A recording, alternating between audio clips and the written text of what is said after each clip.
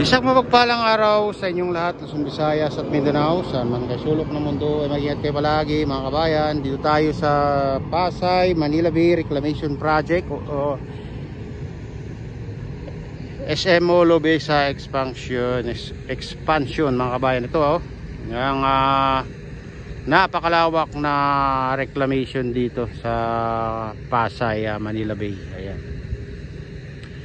Kung nakikita nyo ay patag na dito banda mga kabayan hanggang doon sa dating Palisok Circle. Ayan.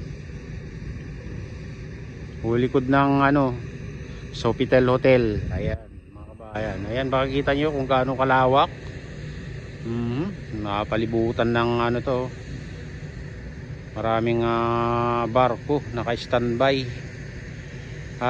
Dyan sa banda rito mga kabayan, ayan yung makita nyo na may bundok pa rin na buhangin dyan, pero parang medyo nabawasan na, naikalat na siguro yung iba, kaya medyo patag sa tapat niya mga kabayan, napatag na konti.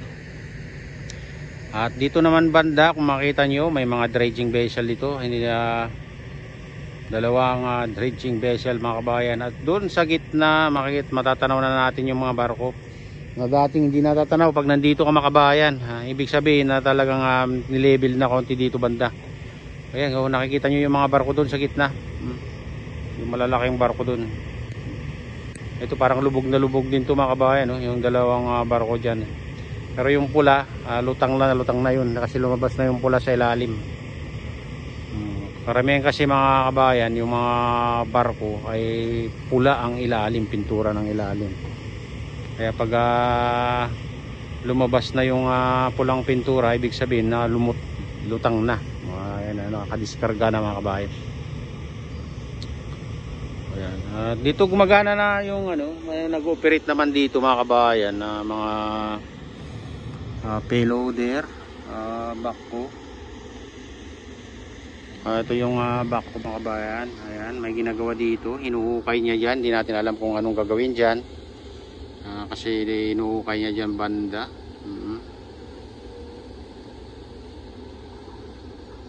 So tuloy-tuloy lang ang dito mga kabayan. Lagi silang naman may ginagawa dito. Pero hindi katulad dati na talagang makita mo na ang daming nagtatambak diyan. Siyempre pinatigil na nila. Kaya ito lang nakikita natin dito. Mga nagtatrabaho dito sa wala na tayong nakitang nagtatambak, wala pa tayong natsimpuan simula nung pinatigil na nila na magtambak. Wala na tayong nakita. Ito pero ewan ko lang to mga kabayan, kasi expansion naman ng SM Molo Bay to, kaya ewan ko lang kung may tatambakan pa dito.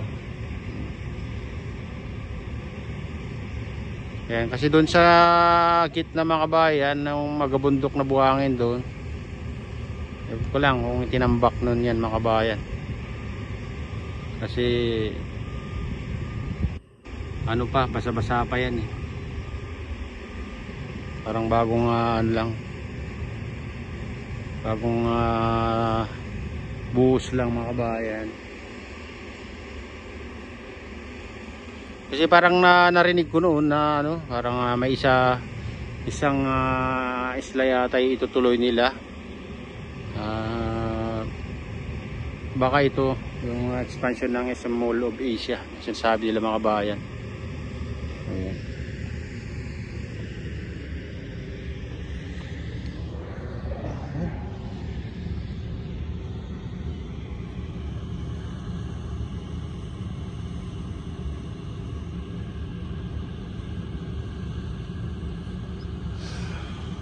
Ang init ngayon mga kabayan, pero yung kalangitan medyo maulap pa.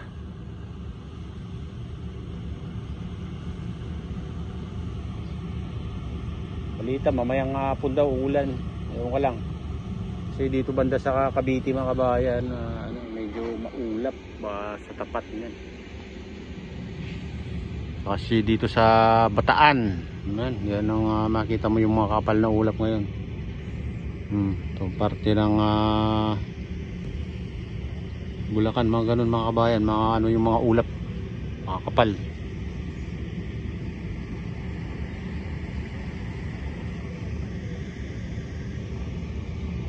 Kagabi kasi umulan. May dito rin, parang basa-basa dito mga kabayan. So ngayon, sobrang init na ngayon mga kabayan, no? Anong oras pa lang? Parang tumatagos talaga sa damit. 8:32 pa lang mga kabayan ang oras na, pero talagang sobrang init na ngayon mga kabayan. Siguro ulan na naman mamaya nito.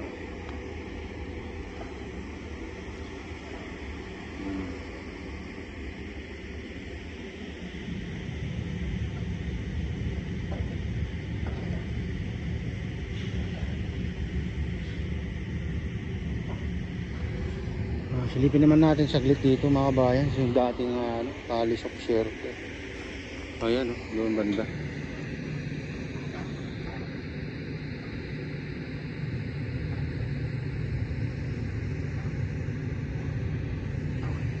Ayan mga kabayan, pinakadulo. Kita nyo. Pag dito ka mga kabayan, parang kadikit lang yung pier doon sa kabila, pero malayo yun mga kabayan, yung mga crane doon, dinadaungan yung mga barko.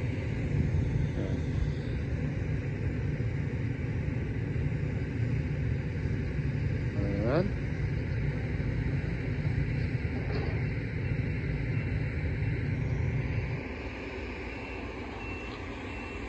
At dyan naman mga kabayan, kung nakita nyo yung itim na yan, naka-standby naman yung mga malalaking pipe. Ewan ko lang kung gagamitin pa yan mga kabayan.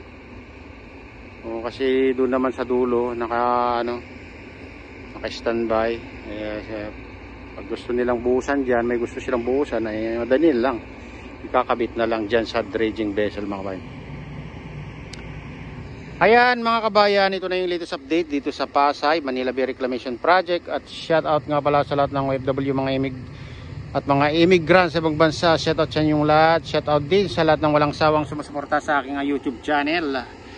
Mga nagla-like, nagko-comment, silent subscribers, silent viewers. Ayan, mega loud shout out sa inyong lahat. Shout out din kay Kadayop, kay Mamaan, kay Idol Pablito, kay Mr. Guapito, at kay Mama Mary Rose Molina. Ayan, dyan sa Divisoria. At kay Ma'am Jenny. Ayan, kay Ma'am Minecraft Lady, at kay Ma'am Princess Priya. Ayan, mega loud shout out sa inyong lahat. Shout out din kay Kuya Iyo, kay Ate Lynn, kay Kuya Rick, sa aking misis.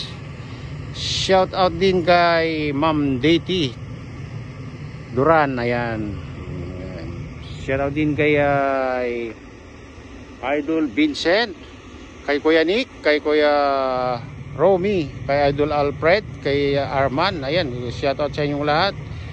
At shout out din sa aking auto si Nestor dyan sa lahat ng utol ko dyan sa Ilocos Norte. May loud shout out sa inyong lahat. At shout out din kay Pinoy Vlogger, kay Maki TV, kay Sir Balayala. Ayan, may loud shout out sa inyong lahat. Kay Ma'am Grace. Ayan, kay Mama Lani Marie o Lenny Marie. Ayan, may loud shout out sa inyong lahat. At pagpalain na ng Diyos, ingat kayo palagi. God bless us all. Bye.